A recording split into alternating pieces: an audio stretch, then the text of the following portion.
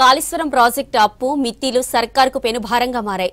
దీంతో ప్రత్యామ్నాయ మార్గాలపై ఫోకస్ చేసింది సర్కార్. ప్రాజెక్టు కోసం 79,000 కోట్లకు పైగా అప్పు తెచ్చింది గత బీఆర్ఎస్ సర్కార్. ఏటా వడ్డీతో కలిపి కట్టాల్సిన కిస్తీలే 15,000 కోట్ల వరకు ఉన్నాయి. ఇంకా కట్టాల్సిన అసలే 74,000 కోట్ల వరకు ఉంది. కాళేశ్వరం అప్పు నుంచి బయటపడే యోచన చేస్తుంది ప్రభుత్వం. ఇప్పటికే అప్పుల రీస్ట్రక్చర్ కు అనుమతి కోసం కేంద్రానికి విజ్ఞప్తి చేసింది రాష్ట్ర సర్కార్.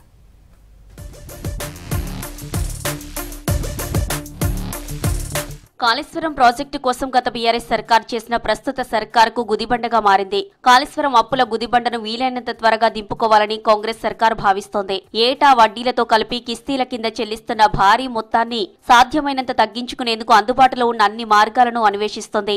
ప్రస్తుతం కాళేశ్వరం కిస్తీల రూపంలో రాష్ట్ర ఖజానా నుంచి ఏటా 15,000 కోట్ల దాకా ప్రభుత్వం చెల్లిస్తోంది. కాంగ్రెస్ సర్కార్ కడుతున్న అప్పుల్లో ఇదే అత్యధిక మొత్తం కాగా రాబోయే 13 ఏళ్ల పాటు మరో 1,90,000 కోట్లు రుణ సంస్థలకు చెల్లిస్తే రాబోయే 13 ఏళ్ల పాటు మరో 1,90,000 కోట్లు రుణ సంస్థలకు చెల్లిస్తే తప్ప కాళేశ్వరం రుణ విముక్తి కలిగే పరిస్థితి లేదు. తీసుకున్న అప్పు కంటే ఇది డబుల్ కన్నా ఎక్కువే. ఈ స్థాయి రుణభారం రాష్ట్ర ప్రయోజనాలకు కూడా మంచిది కాదని భావిస్తున్న ప్రభుత్వం దీన్ని దించుకునేందుకు తన ముందు ఉన్న 2 మార్గాలపై దృష్టి పెట్టింది. ఇందులో తక్కువ వడ్డీతో ఎక్కువ కాలం చెల్లించేలా రుణాల రీస్ట్రక్చర్ ఒకటి కాగా 3-4 ఏళ్లలో అసలు పూర్తిగా చెల్లించి తర్వాత వన్ టైం సెటిల్మెంట్ తో వడ్డీ కట్టడం రెండోది. ఈ క్రమంలో రుణాల రీస్ట్రక్చర్ కు అనుమతించాలని ఇప్పటికే కేంద్ర ప్రభుత్వాన్ని కోరింది రాష్ట్ర ప్రభుత్వం.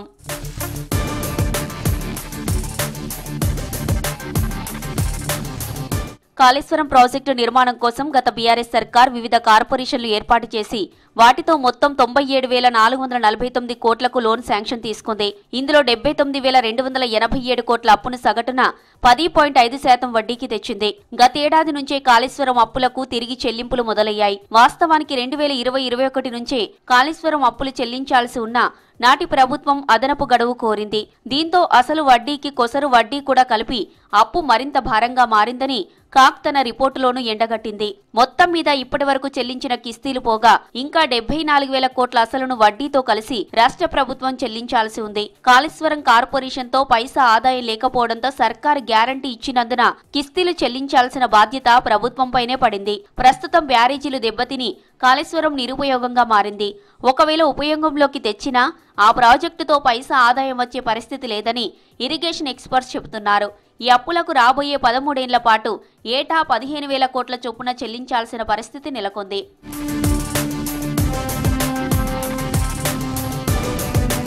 కాళేశ్వరం అప్పును ఏటా 15,000 కోట్ల చొప్పున 13 ఏళ్ల పాటు 1,90,000 కోట్లు కట్టే కంటే రాబోయే 3 ఏళ్లలో 25,000 కోట్ల చొప్పున 75,000 కోట్లు అసలు చెల్లించి తర్వాత వన్ టైం సెటిల్మెంట్ తో వడ్డీ కట్టాలని రాష్ట్ర ప్రభుత్వం ఆలోచిస్తుంది. దీంతో 4 ఏళ్లలో కాళేశ్వరం గుదిబండ నుంచి విముక్తి పొందడంతో పాటు వచ్చే ప్రభుత్వాలపై 1,00,000 కోట్లకు పైగా భారాన్ని తగ్గించినట్లు అవుతుందని భావిస్తుంది. ప్రస్తుతం ఏటా 15,000 కోట్ల దాకా కిస్తీలు చెల్లించాల్సి వస్తుంది. 25,000 కోట్ల చొప్పున చెల్లించాలంటే అదనంగా 3 నుంచి 4 ఏళ్ల పాటు 10,000 కోట్ల వరకు కొత్త అప్పు తేవాల్సి ఉంటుంది.